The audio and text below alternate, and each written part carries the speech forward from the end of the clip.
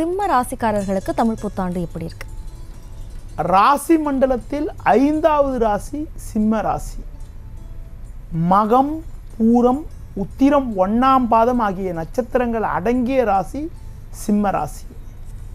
இயற்கையிலே சிம்ம ராசிக்காரங்க பார்த்தீங்கன்னா தலைமை பண்பு கொண்டவர்கள், மற்றவர்களுக்கு ஒரு வழிகாட்டியாக இருக்கக்கூடிய நபராக இருப்பார்கள்.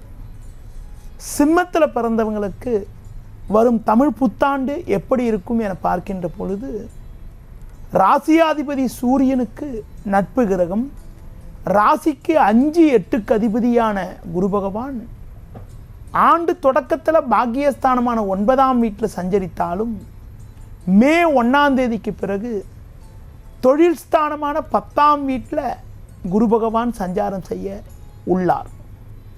குரு 10இல் சஞ்சாரம் செய்ய இருக்கிற காரணத்தினால உங்களுக்கு பார்த்தீங்கன்னா கொஞ்சம் எதிர்நீச்சல் போட வேண்டியது இருக்கும். உழைப்புக்கான பலனை அடைவதில் சற்று பொறுமையோடு இருந்தால்தான் அடைய வேண்டிய இலக்கை அடைய முடியும். மறைமுக எதிர்ப்புகள் சற்று அதிகரிக்கும் என்றாலும் உங்களின் தனித்திறமையால் எதையும் சமாளிக்கக்கூடிய ஒரு பலம் உண்டாகும்.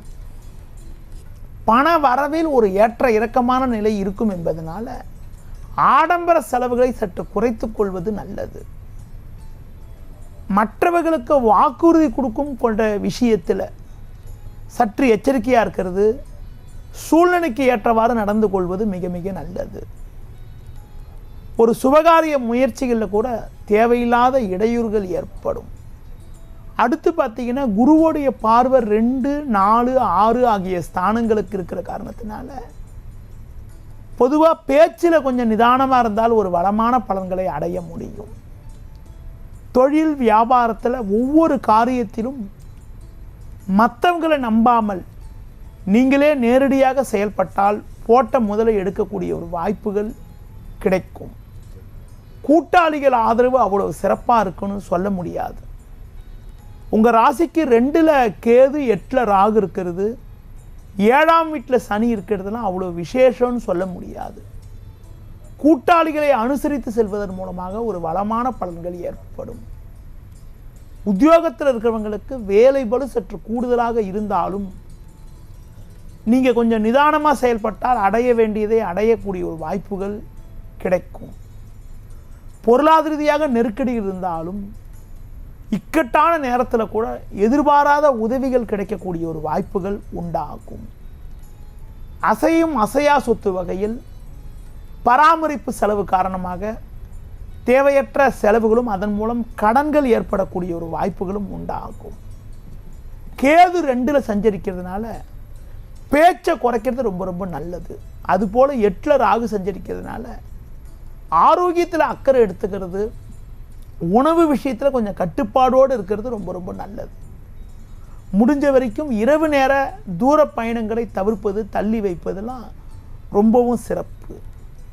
பொதுவாக கூட இருக்கிறவங்க குடும்ப உறுப்பினர்கிட்ட பேசுகின்ற பொழுது நிதானத்தோடு இருந்தால் வீண் பிரச்சனைகளை வரும் நாட்களில் தவிர்த்து ஒரு வளமான பலன்களை அடையக்கூடிய ஒரு வாய்ப்புகள் கண்டிப்பாக சிம்மராசிக்காரங்க அடைய முடியும்.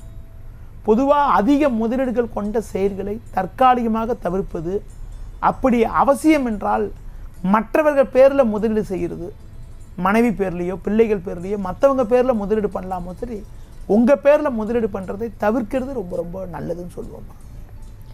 சிம்ம ராசிக்காரர்கள் செய்ய வேண்டிய பரிகாரம் மற்றும் தெய்வ வழிபாடுகள். சிம்ம ராசிக்காரங்க கண்டிப்பாக தட்சிணாமூர்த்திக்கு தொடர்ந்து வழிபாடு மேற்கொள்ளணும். வியாழக்கிழமைகளில் அர்ச்சனை செய்கிறது, உடல் ஊனமுற்றவர்களுக்கு உங்களால் முடிந்த உதவிகளை செய்கிறது ரொம்ப ரொம்ப நல்லது. பக்கத்தில் இருக்கக்கூடிய ஆலயங்களுக்கு தீபம் ஏற்றுறதுக்கு எண்ணெய் வாங்கி தர்றது கூட ரொம்ப ரொம்ப நல்லதுன்னு சொல்லலாம். அடுத்து பார்த்தீங்கன்றால் ராகு காலத்தில் துர்க்கை அம்மனுக்கு தீபம் ஏற்றுவது, குங்குமத்தால் அர்ச்சனை செய்வதன் மூலமாக ஒரு வளமான பலன்களை அடையக்கூடிய ஒரு வாய்ப்புகள் சிம்ம ராசிக்காரங்களுக்கு ஏற்படுமா. செய்திகளை உடனுக்குடனும் துல்லியமாகவும் தெரிந்து கொள்ள சப்ஸ்கிரைப் பண்ணுங்க.